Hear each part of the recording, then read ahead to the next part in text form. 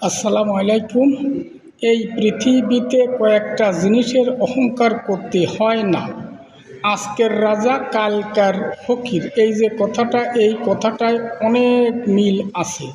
কারণ টাকা কার কখন থাকবে না এইটা বলা যায় না, আর ক্ষমতা কার কখন থাকবে আর থাকবে না এটা আল্লাহ রব্বুল আলামিন জানে। এই জন্যই এই কয়েকটা জিনিসের কখনো ক্ষমতা দেখাতে হয় না। যদি কেউ দেখায়, আজ হোক আর 20-25 বছর পরে হোক, এই দম্ভক, এই অহংকার 100 এর ফল সে নিজেই দেখতে পারে।